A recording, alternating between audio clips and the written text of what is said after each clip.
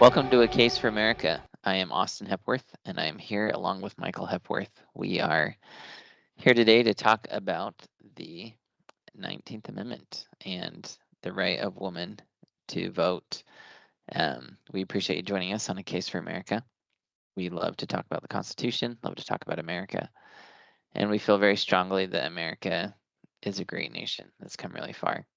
It's certainly interesting to look at its history and the suffrage movement, women gaining the right to vote, is a very interesting movement historically. It highlights a lot of things at play in American society and American culture. And I believe it also highlights things still at play today. We're still, I believe, trying to come to an understanding of men and women and exactly where law should or shouldn't interact and what it should or shouldn't do. So we'll probably go on a few tangents as we talk today, but hopefully everything gets tied in together by the end. But first off, if we look at the text of the 19th Amendment, it's pretty short, and it says the right of citizens of the United States to vote shall not be denied or abridged by the United States or by any state on account of sex. So it says specifically the federal government, so the United States, and the state governments cannot deny or abridge the right of citizens to vote on account of sex. So prior to this time, women were not allowed to vote in all states. At the time this amendment was passed, I believe there were about 20 states or territories that permitted women to vote. And so some of them had started 50 years before. Wyoming was the first state, and it, in 1869, gave women the right to vote. So this was shortly after the Civil War. Wyoming did get the nickname Equality State based on this. And so the year after that went into effect, they say that Louisa Swain made history as the first woman in the United States to cast a ballot in a national election. Utah followed in 1870. And this is where we get into some of the interesting history associated with the 19th Amendment, or the right to vote. Utah proposed giving women the right to vote in 1870. It was a territory at this time, it wasn't a state. And Utah had a large community of members of the Church of Jesus Christ of Latter-day Saints. They also had lawmakers kind of over the territory or in the federal government that were opposed to the church. They were called Mormons at the time. And at the time in the 1870s, Utah was, or at least the members of the church, were engaged in the practice of polygamy. Many of the members were, not all of them, I guess, but many were. And so they felt that if they gave women the right to vote, that women may vote to outlaw polygamy, because they felt, people on the outside felt that women would not choose that and that they would work to outlaw it. So there was this interesting combination where the church wanted to give women the right to vote because they actually believed that it would help promote, women, promote social order, promote different things. And these other groups believed it would help overcome polygamy. So it didn't end polygamy. But in 1896, when Utah became a state, there was a lady named Martha Hughes Cannon that became the first female state senator in the country. And interestingly, she ran against her own husband, who ran for the same office. She was the fourth wife of this husband in a polygamous marriage. And so, again, Utah, when it was made a state, they did have some women in the government at least a woman in the government from the start. But based on that history, you get into places like Colorado, Idaho, Washington, California. So a lot of the states in the West were giving women the right to vote. Oregon did, Montana did, Arizona, it was a territory. It wasn't a state till later. Kansas, Alaska, Illinois, North Dakota, Indiana, Nebraska, Michigan, Arkansas, and New York finally became part of that as well.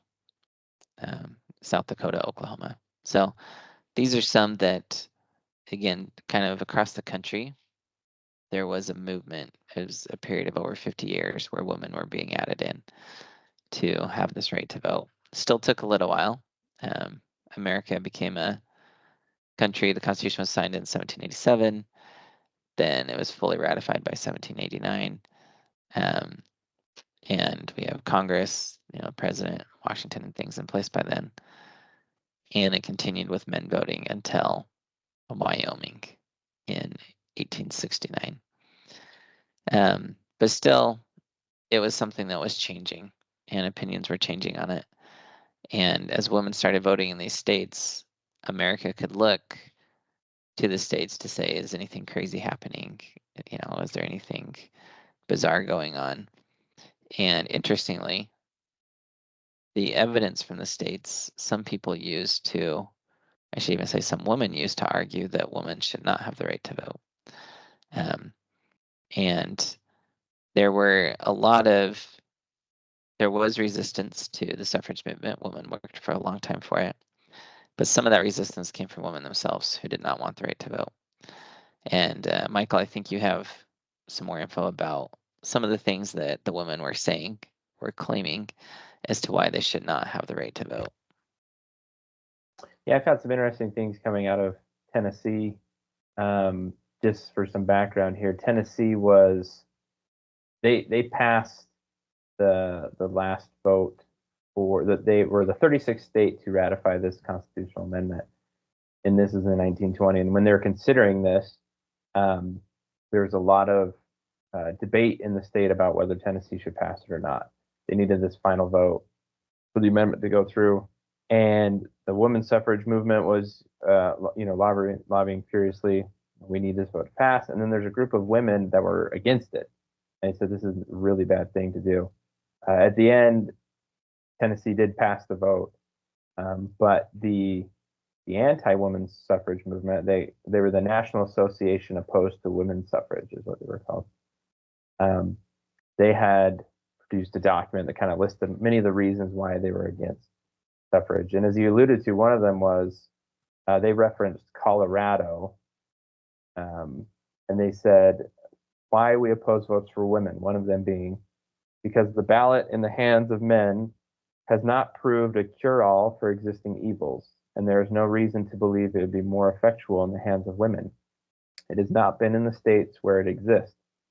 In Colorado, after a test of 22 years, the results show no gain in public and political morals over male suffrage states. So their argument is, hey, Colorado's been doing this for a very long time, and they don't seem to be any better off than we do. It didn't make them better, so there's no reason for us to extend this vote to the women.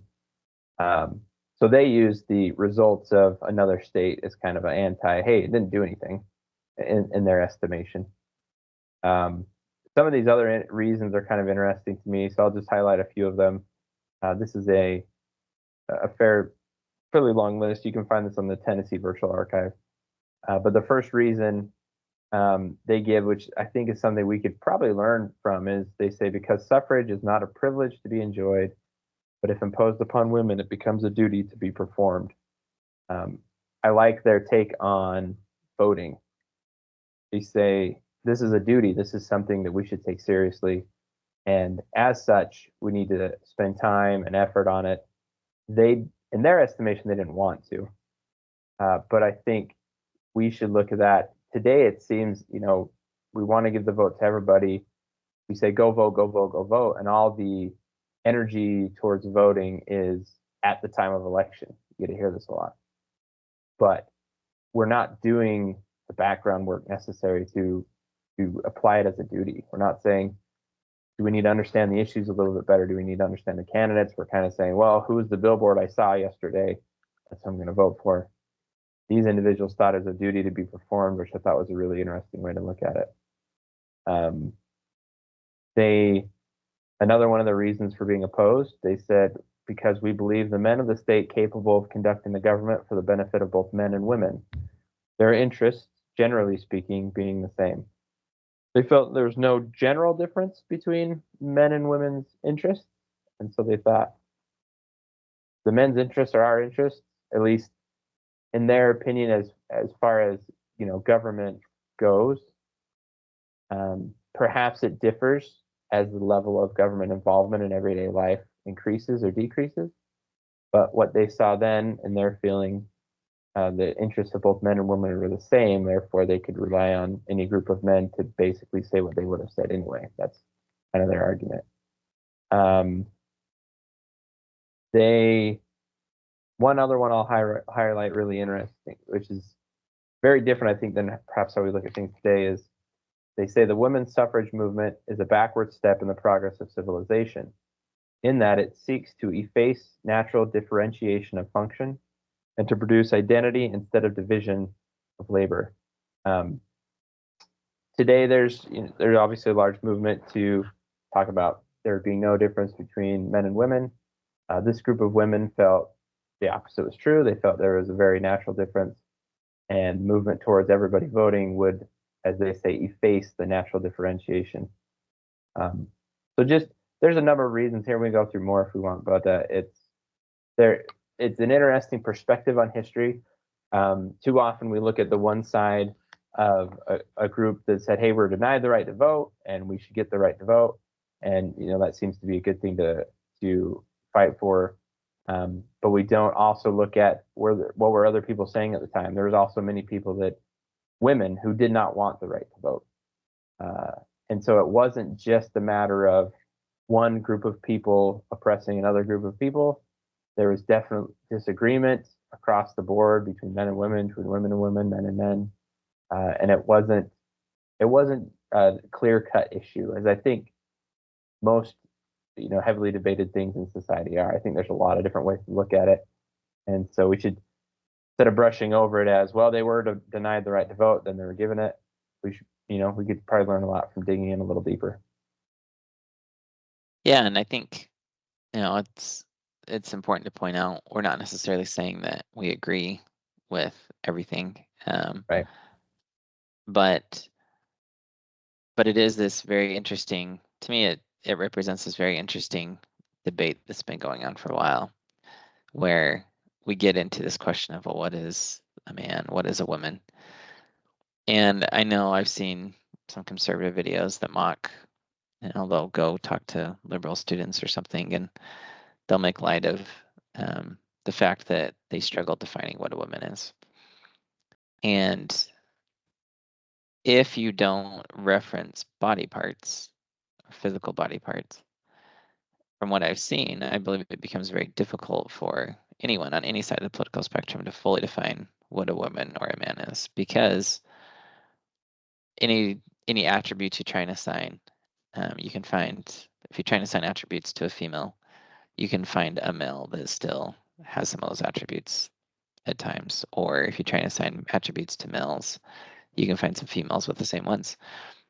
And so from a perspective of saying there's a clear-cut definition of this is a woman or this is a man, again, outside of physical body parts, becomes very difficult. And I think one of the things these women were trying to do at the time, I think they were trying to give some level of voice to a recognition that they believed there was a difference. Now, again, does that, even if you assume there's a difference between men and women, does that mean the women shouldn't be allowed to vote? No, I'm not saying that. But they were concerned that if women were given the right to vote, it would require them to start to act more like men, start to be a little more like men, start to pursue the same things as men. And they felt there was value in there being differences, value in society saying we have two groups where, we have some level of equality, but we are different and we're pursuing different things. And there's an overall betterment to society because of that. And when we fast forward to today, where we have such strong debates about, well, can a boy transition to a woman? And some people say, nope, you can't go against your physical characteristics. And some say, yeah, you can change hormones in someone, and the hormones have a lot of influence on what body parts you develop. And you can have surgeries and you can do different things. And there are people that used to be female that can start to look very male, and males that can start to look very feminine. Um, and again, from a perspective of if sex is solely biological, if that's the only real differentiation, then if someone is able to change that, let's say we come up with DNA changers that can change DNA or whatever, and it leads into this deeper question of, well, is there a more fundamental difference besides just physical characteristics alone? Is there something that at its core means you're female or you're male? And I believe that one of the things that the trans movement highlights for us is that there is something fundamental. There is something at its core, at a deeper than physical level. There's something that it means to be a woman or means to be a man. Now, again, I feel very strongly that society, after all this time, still cannot fully answer that question. Even religions, there's religions that believe strongly that gender is an important characteristic of eternal identity, that your soul or your spirit can have a gender to it, it can be male or female. But even in those, I haven't found something that can go through and authoritatively for that religion define what it means to be male or female. And I say that simply because I want to really push kind of this thought that maybe one reason there's so much debate about it is because we've never fully addressed the issue. We've never fully settled on something to say, is there something inherently deeper about being male or being female than just my physical body? And if it is just a physical body and that's all there is, then, what are we doing? Is it kind of like Michael Jackson, where he'd have a lot of plastic surgery, starts to look very different? If people want to look different, if they want to be different, why do we care if it's just a physical body? And some people say, well, they have an unfair advantage in sports. Okay, well, sports aside, why do we care so much? And again, this isn't me saying we should or shouldn't care. This is just me saying I believe that the whole debate about what the trans movement highlights the fact that there is something deeper inside of us, that there's something that transcends the physical that in part defines what it means to be male or female. And I really think that to solve a lot of these issues, we have to push deeper and say, okay, what are the things we're talking about? Are there certain attributes that, even if you can't authoritatively say it's in every single male or every single female, we can say at least embody a kind of a definition of maleness or femaleness. And again, I look at these women that were opposed to the right to vote when they said this will efface womanhood. It will be a step backwards in our attempt to promote womanhood, because they, I believe, were promoting a concept of saying we have value as we are. We don't need to be like men. We don't need everything that men have to be of value. And it's an interesting notion that's deeply played out in American history, where the Supreme Court even, so if you go back in history a little bit to the 14th Amendment, the 14th Amendment was passed, and it specifically said that you cannot, that the states had to ensure the equal protection of the laws to all of its citizens. There was a woman in, I believe, the 1870s that filed a lawsuit saying, hey, I should have the right to vote. You're not supposed to, you're not supposed to take away any privileges or immunities. She said, it's a privilege to be able to vote. Men have that privilege. I should have the privilege too. And the case went up. I think it was in Missouri. Missouri Supreme Court said, this was not the intent of the 14th Amendment. So the 14th Amendment was passed to make slaves on equal footing with free people. It didn't have any inkling in its intent that women would get the right to vote out of this.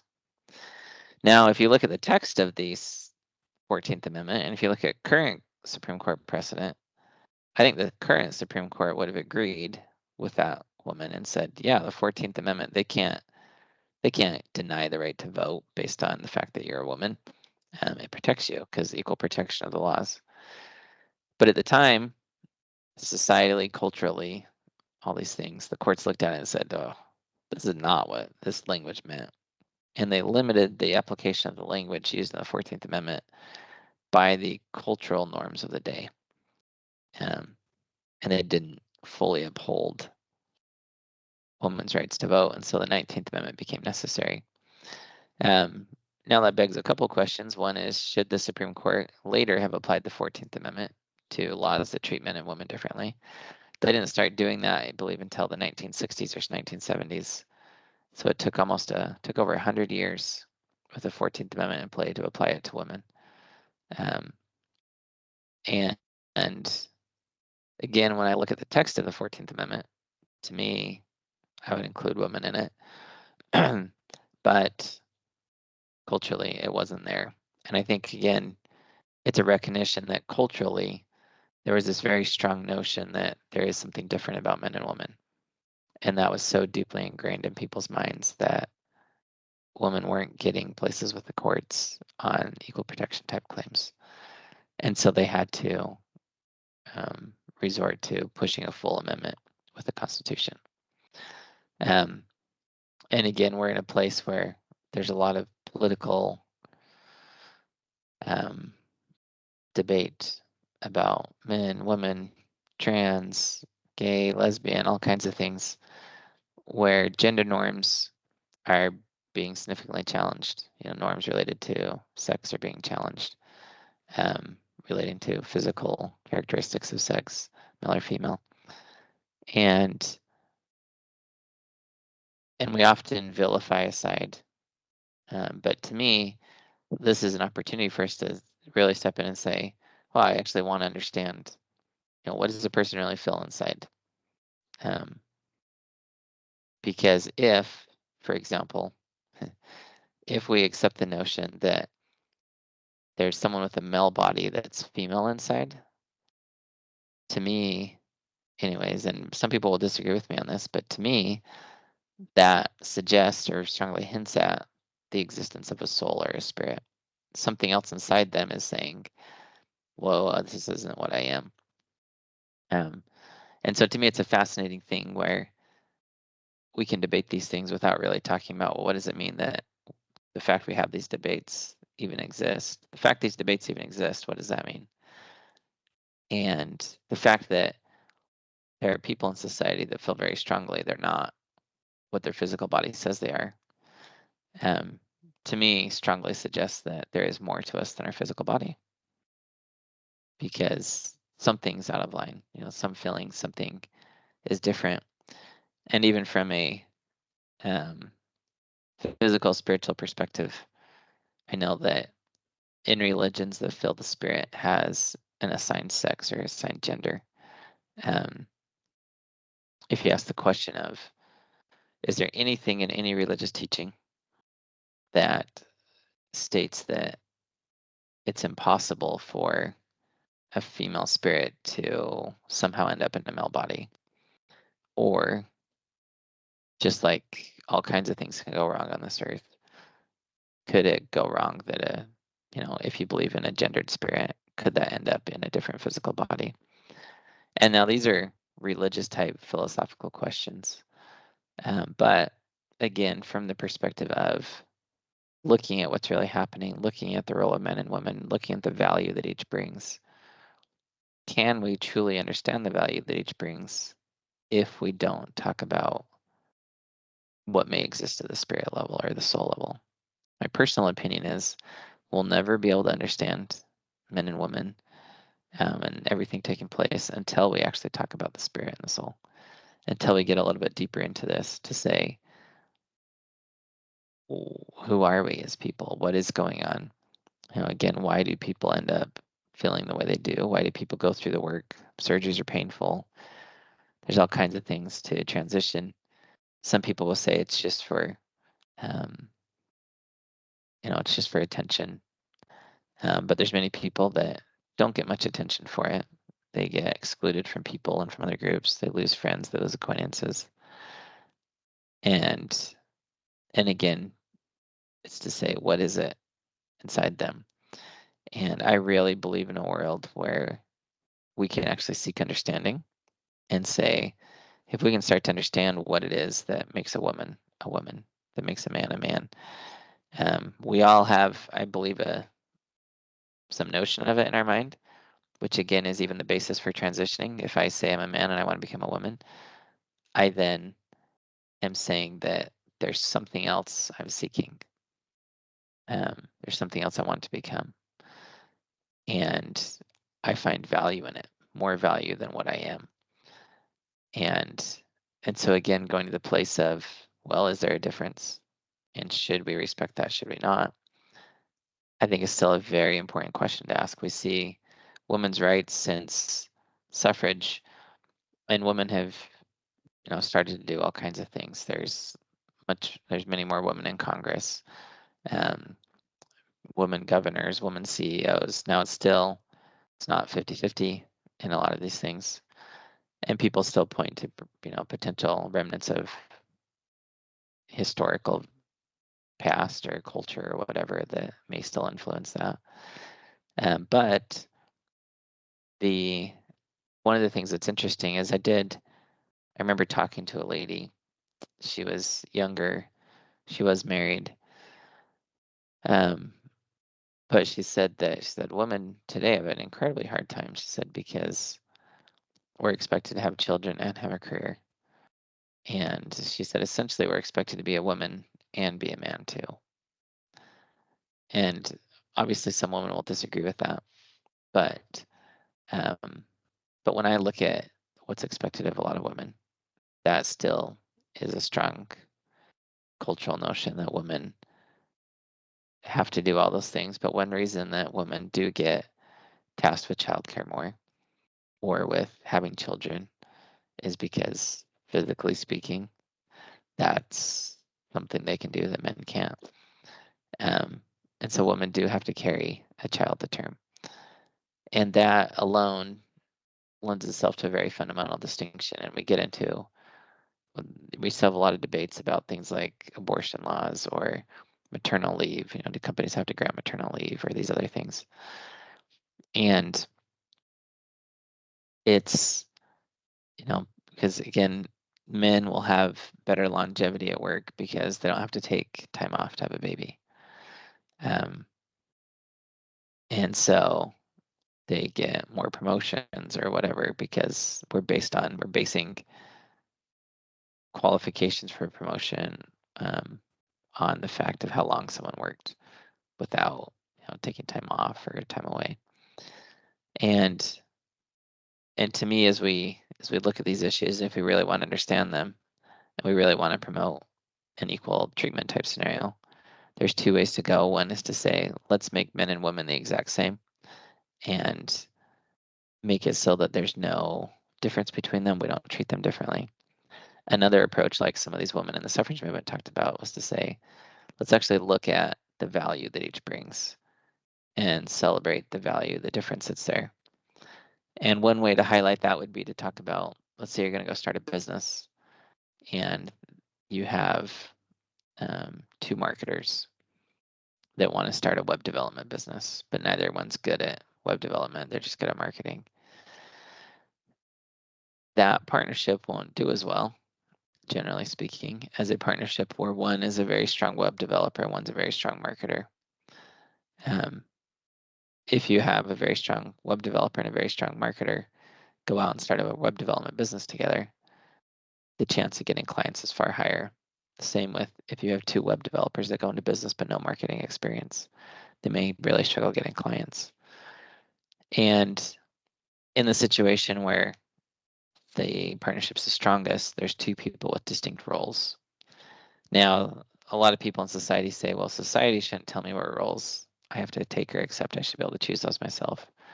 I think a lot of people can agree on the fact that distinct roles can make a partnership stronger. But they'll say they don't want the law or society telling them what it has to be. And so, but then that also lends itself into the question of, well, again, is there any value to saying, well, in general, women have certain strengths, men have certain strengths. What are the differences?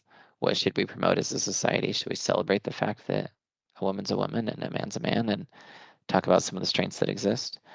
Or should we pretend that it's the same and everything's similar? To me, we may be missing out on some things if we pretend that everything's the same and everything's similar.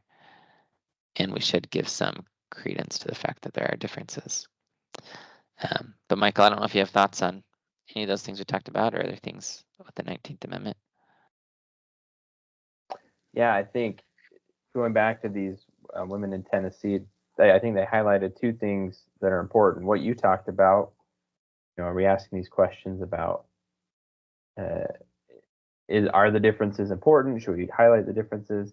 They said one of the reasons they were against women's suffrage, they said because women now stand outside of politics and therefore are free to appeal to any party in matters of education, charity, and reform.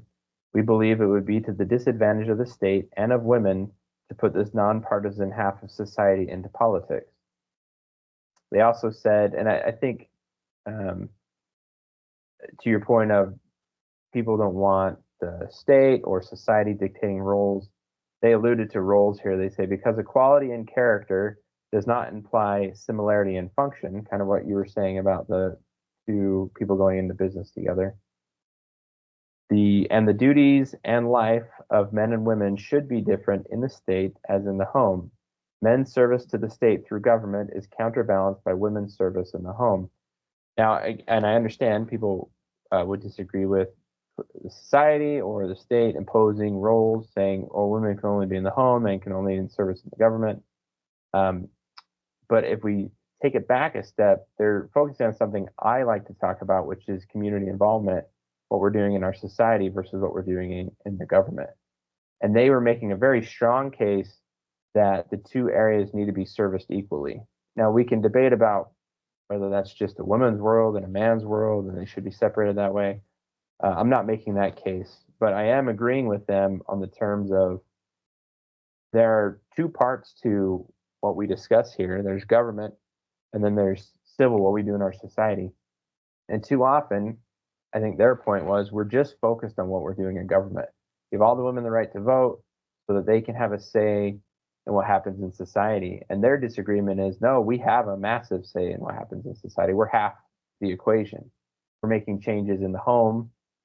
We are, as they say, appeal to any party in matters of education, charity, and reform in a nonpartisan way because they're not part of politics. I think they're highlighting something I like to talk about, which is what are we doing in our society, what we're doing in our neighborhoods, what we're doing in our homes. To them, the line drawn was the men can go work in the government and we'll take care of the home and society. We don't draw that line necessarily today, but we should still say, what are we doing in the government versus what are we doing in our homes? And the solution isn't just to make everybody a participator in government, I think is to their point here. It's that everybody needs to participate in government, everybody needs to participate in society. We need to have a balance. We need to be working on problems, solutions through both sides. And so that's reading through their notes here. Again, I'm not contending that women should be able to vote, but there are some interesting principles, I think, to discuss there, particularly that balance between government and private activity. And I think that's a great point. I think it goes to the scale that we often put up that shows liberty kind of being a balance between anarchy and tyranny, and the notion that we need law, we need government to pull us out of anarchy, but we need morality and to keep us from tyranny. And to what these women were saying, they were saying, we're the heart of the home, we're the heart of the community.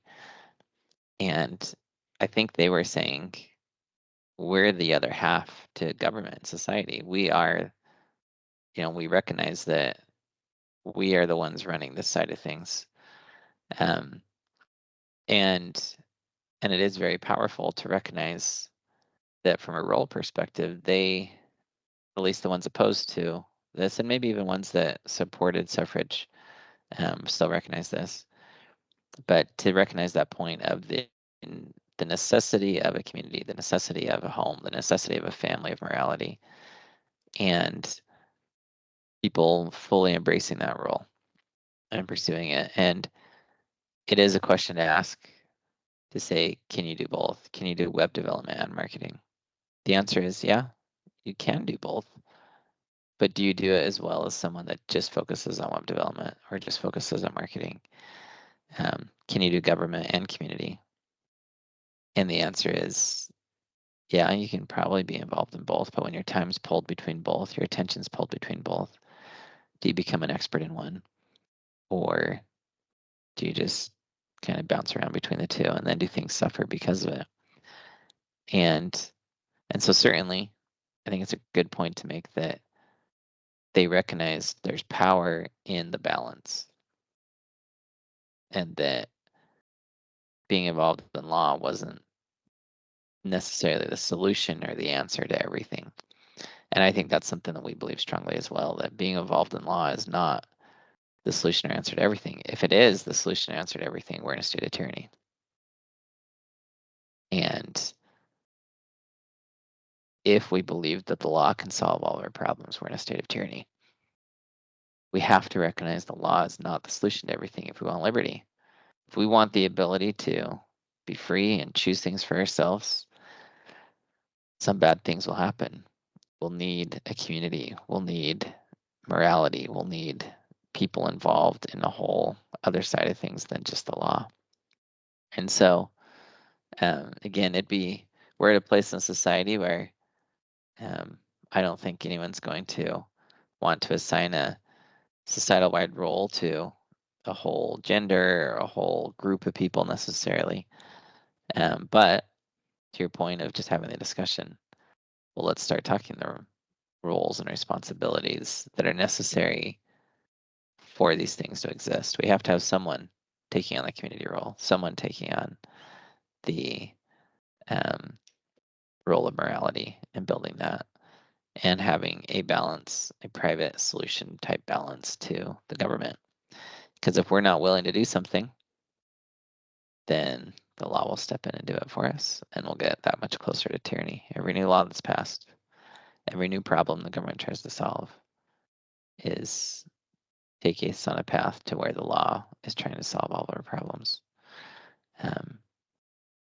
But ultimately, the law can never stop people from doing anything unless it strips them of their ability to choose or their agency.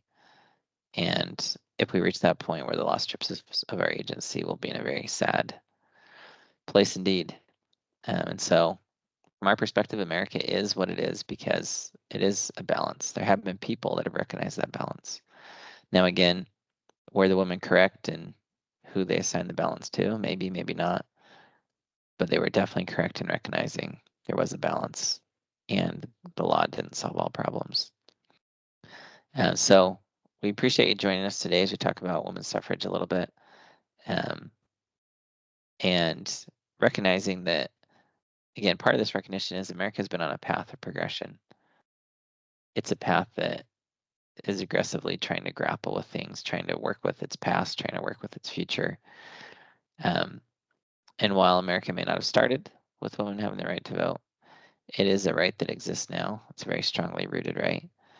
And I believe we can continue to progress and improve as a country when we remember to talk about some of these core issues and these important things. So we appreciate you joining us, and we will follow up again another episode, go through more associated with the Constitution, more associated with current societal principles, and we will see you then. Thanks so much.